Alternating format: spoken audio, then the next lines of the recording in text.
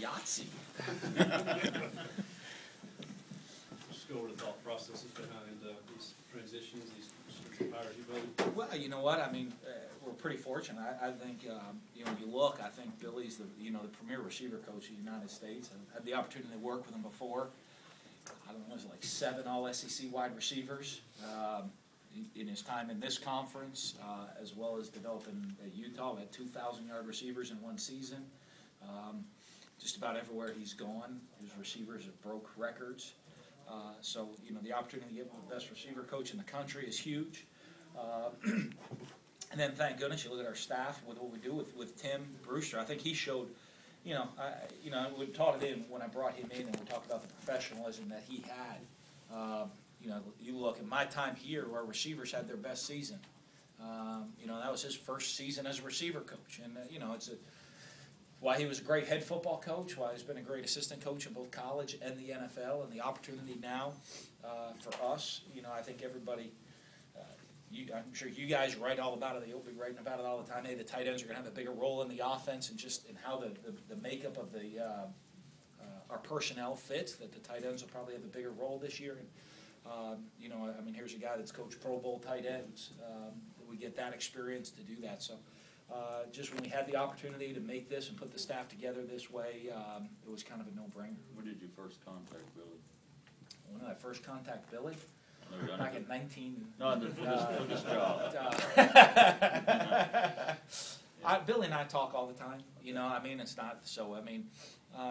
It was something. It was something that we discussed, and I said, with where we weren't going to do anything until after signing day. Especially as recruiting moves forward. I know where he was, and being at Illinois, and Tim Beckman's a good friend of mine. I know with a lot of staffs, there's a lot of, people make some changes right before signing day and all that stuff. I'm not a big fan of doing that, and so kind of waited. And it was a thought, boy, we could have the opportunity to have this plan come together. I was going to wait till after signing day, so it might have caused it to fall apart. You didn't know how it was going to all react to it, but when we got after signing day, had the opportunity to go look at things, evaluate things, and had the chance to put it together this way, we were really excited. So it's more of a Billy's available, let's go get them, as opposed to just we're looking to make a move. And that was it. It wasn't that we were trying to stir and change things up right there. I thought, like I said, but the opportunity when I talked to Billy and he said, hey, I'd be really interested. It was a pretty easy decision, I think, to try to make it fit and work on our staff. You talk about moving Scott into the office, and with these rule changes coming up in August, you obviously going to have more feet on the ground, so to speak, with recruiting, and just how involved will he be with? Well, I do. I look. We go play a lot of teams, and I look over the sideline, and they have 6 quality control guys on offense, 6 on defense, and we're I guess understaffed in the Southeastern Conference a little bit that way. So. Here it is, a guy that's a great analytical guy in the game of football, and it allows us to kind of open that up and create a position right now where we can try to catch up to the rest of the league in that way in our off-the-field personnel. And I think, obviously, in talking with Scott, it's different. It's the first time we've had someone in that position of how it's all going to work out. But I think it's going to be a great fit for him and give us an opportunity to really catch up personnel-wise with the rest of the league. Going forward offensively, just kind of take me through, say, game day against Oklahoma State when you guys are calling a play offensively. Were you guys going through, how's the discussions? How involved is Billy? Going to be everybody will be very involved.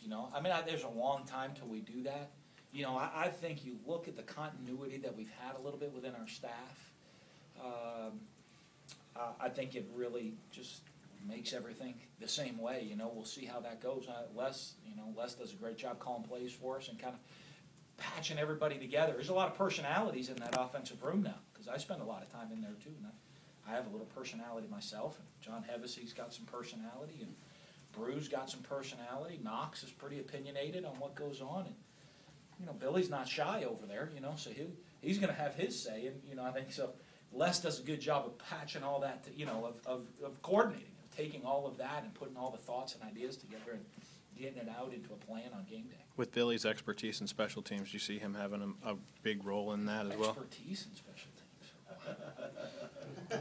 time. He did it for you at Utah and did it at Illinois. I think. I just imagine you get tired of yelling at yourself on special teams. Well, You can yell at Billy now. Yeah, I could yell at her. There's a lot of people, but I mean, I think a lot of our coaches. I think if when you guys get to see it more in spring ball than during the season. You get out there, you see everybody's involvement in the special teams, like all our phases. You know what I mean? There's not a, when it comes to special teams. Well, I do everything. I mean, everybody has an input. Everybody has a say. Having Billy, I know, with Greg Knox, with some other guys too that have real good, solid special teams backgrounds. I might even look into, giving everybody even more input. You know what I mean? And kind of assigning each guy a team, within it instead of just positions. Give, one guy, Sure. is going to kind of oversee kickoff return, and I'll still kind of coordinate everything from the top.